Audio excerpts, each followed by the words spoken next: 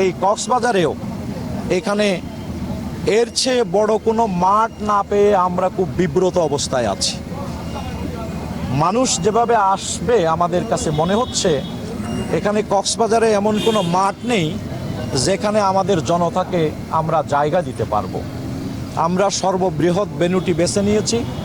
লাখো মানুষ এখানে ইনশাল্লাহ হাজির হবেন এবং দাঁড়িপাল্লার পক্ষে, 11 দলীয় জোটের পক্ষে, নতুন বাংলাদেশের পক্ষে তারা উপস্থিতি জানান দেবেন। সেই সাথে একটি গুরুত্বপূর্ণ বিষয় হচ্ছে এইবারে, যেটি বাংলাদেশের ইতিহাসে ব্যতিক্রম, একটি ব্যালটে দুটো ভোট প্রদান করতে হবে। একটি হচ্ছে গণভোটে আর একটি জাতীয় ভোট। আমরা আজকের এই সংবাদ ব্রিফিংয়ে আমাদের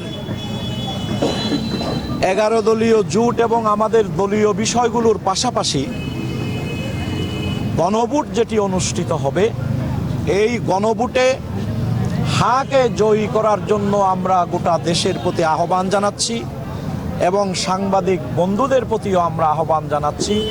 এটি আমাদের সকলের নাগরিক দায়িত্ব।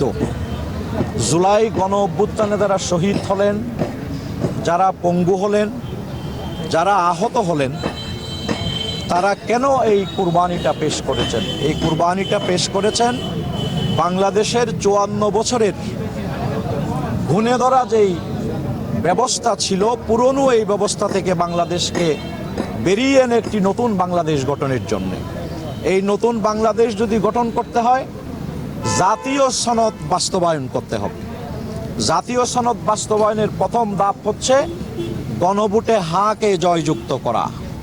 হা জয়যুক্ত হয়ে যদি জুলাই সনদের পক্ষে জনমত তৈরি হয়, সংসদে এটি গ্রহণ করতে বাধ্য।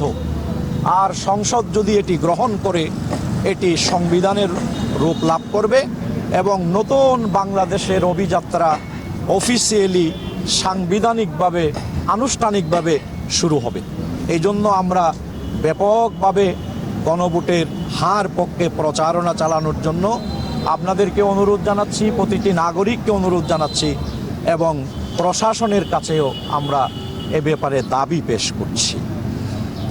এরপরে যে বিষয়টি একটু বলতে চাই, ডক্টর ইউনূস সাহেব ঘোষণা দিয়েছিলেন, প্রধান উপদেষ্টা, যে আমি একটি ঐতিহাসিক এবং উৎসবমুখর নির্বাচন উপহার দেব। আসলে কি আজ পর্যন্ত সেই ঐতিহাসিক এবং উৎসবমুখর নির্বাচনের লেভেল প্লেয়িং ফিল্ড কি তৈরি হয়েছে?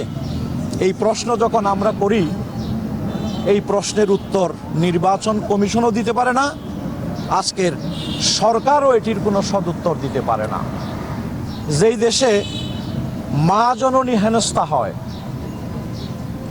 আপনার রামদাদি একজন মায়ের মাথায় কূপ দিয়ে ফেটে ফেলা হয় এবং জায়গায় জায়গায় এই মার আজকে যে হেনস্থা হচ্ছে, এটি কি লেভেল প্লেয়িং ফিল্ডের নমুনা? শেরপুরে জামাত নেতা রেজাউল করিম নির্বাচন কমিশনের আয়োজিত একটি প্রোগ্রামে অংশগ্রহণ করতে গিয়ে শহীদ হলেন। এটি তো কোনোভাবেই লেভেল প্লেয়িং ফিল্ডের নমুনা হতে পারে না।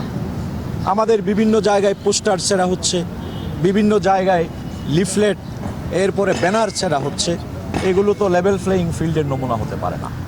এই জন্য জাতি যাতে ভীতি মুক্ত পরিবেশে এই ভোট সম্পন্ন করতে পারেন, প্রতিটি ভোটার যাতে ভীতিমুক্ত পরিবেশে ভোট কেন্দ্রে যেতে পারেন, এই জন্য লেভেল প্লেয়িং ফিল্ড তৈরি করার বহুমুখী পদক্ষেপ সরকার এবং নির্বাচন কমিশনকে যৌথভাবে গ্রহণ করার জন্য আমরা দৃষ্টি আকর্ষণ করছি।